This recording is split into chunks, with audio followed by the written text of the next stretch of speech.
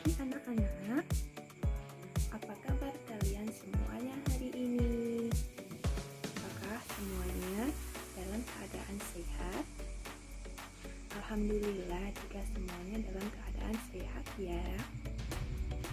Kita harus patut bersyukur kepada Allah karena kita diberi kesehatan sehingga kita dapat berkumpul pada pagi hari ini. Baik, sebelum belajar, mari kita berdoa terlebih dahulu. Sebelum belajar ya, berdoa mulai.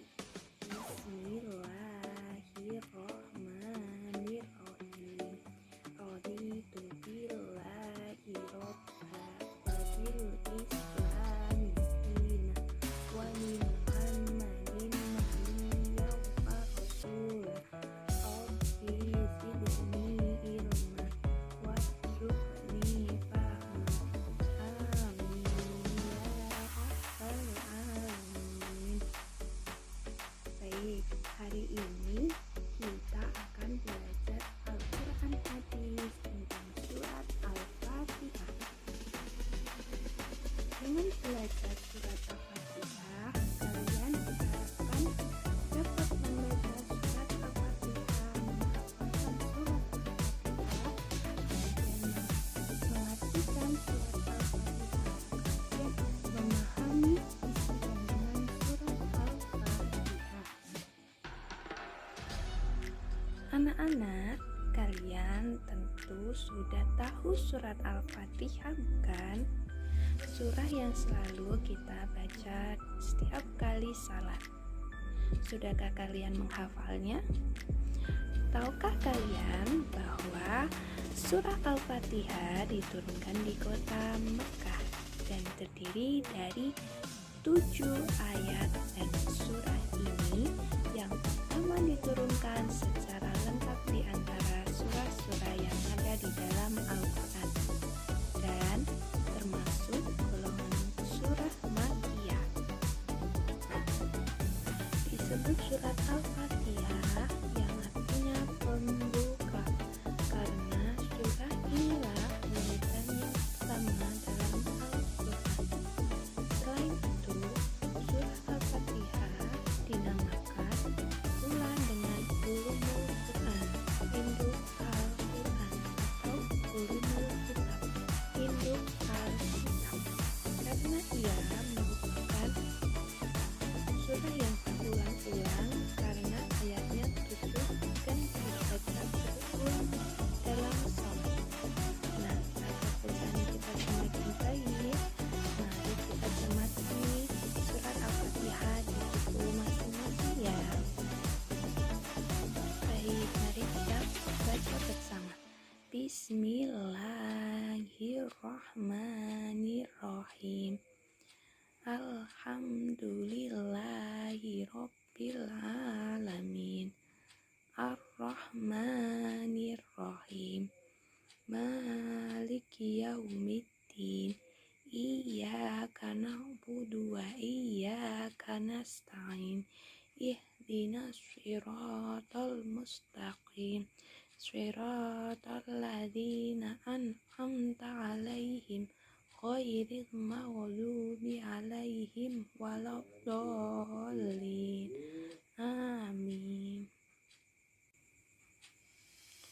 Anak-anak, setelah kalian berhasil menghafal surat Al-Fatihah, alangkah baiknya kita juga belajar untuk menerjemahkan ayat per ayat surat Al-Fatihah supaya kita bisa memahami isinya dengan mudah.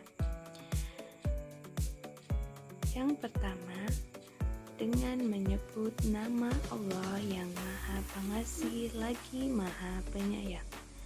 Yang kedua, segala puji bagi Allah Tuhan semesta alam.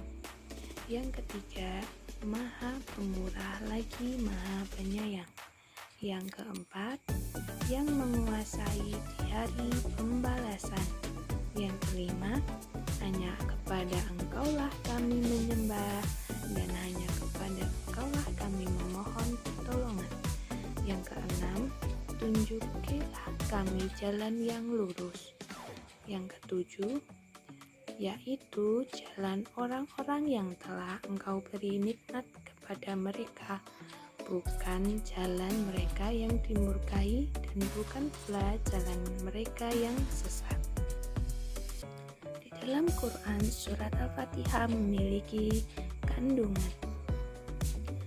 Anak-anak, mengapa setiap kali kita memulai suatu pekerjaan, kita harus membiasakan diri untuk membaca basmalah? Kalimat basmalah terdapat pada ayat pertama surat Al-Fatihah yang di dalamnya terkandung makna yang tauhid atau akidah, yakni kalimat pujian untuk Allah Subhanahu wa Ta'ala. Sebelum memohon kepada Allah Subhanahu wa Ta'ala, hendaknya harus dimulai dengan ketaatan beribadah dan beramal saleh, baru kemudian memohon kepada Allah. Hal ini sama seperti ketika ingin mendapatkan nilai yang bagus, maka harus belajar dahulu. Ar-Rahman, Maha Pemurah adalah bagian salah satu nama Allah yang memberi makna bahwa Allah memberi rezeki yang berlimpah serta karunia-Nya kepada makhluknya. Sedangkan Ar-Rahim, Maha Penyayang, artinya bahwa Allah senantiasa bersifat rahmah yang menyebabkan Dia selalu melimpahkan rahmat-Nya kepada makhluknya. Sehingga surah Al-Fatihah ini memiliki kandungan yang banyak dan agung, di antaranya sebagai berikut. Mengandung arti tauhid dan akidah, yakni pujian terhadap Allah Subhanahu wa Ta'ala sebagaimana terdapat pada ayat ke-1 dan ke-3. Penetapan adanya hari kiamat dan hari pembalasan sebagaimana potongan ayat ketiga, penguasaan hari pembalasan. Perintah untuk menempuh jalan orang-orang yang salih sebagaimana potongan ayat ke-6 dan ke-7. Oleh karena itu, sudah seharusnya kita bersyukur kepada Allah Subhanahu wa Ta'ala atas segala nikmat dan anugerahnya kepada kita. Salah satu tanda rasa syukur itu kita wujudkan pada setiap selesai mengerjakan suatu aktivitas yang baik dengan mengucapkan hamdalah. Sebagaimana Allah mengajari untuk membaca basmalah pada permulaan aktivitas yang baik.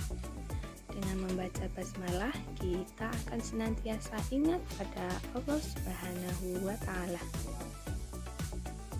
Baik anak-anak, apakah semua sudah paham tentang materi hari ini, yaitu tentang surah Al-Fatihah dengan artinya beserta isi kandungan surah Al-Fatihah? Baik, apabila sudah paham semuanya, semoga bermanfaat untuk pembelajaran hari ini ya. Bagi kalian semua, mari kita tutup dengan bacaan hamdalah. Alhamdulillahirabbil alamin. Cukup sekian. Wassalamualaikum warahmatullahi wabarakatuh.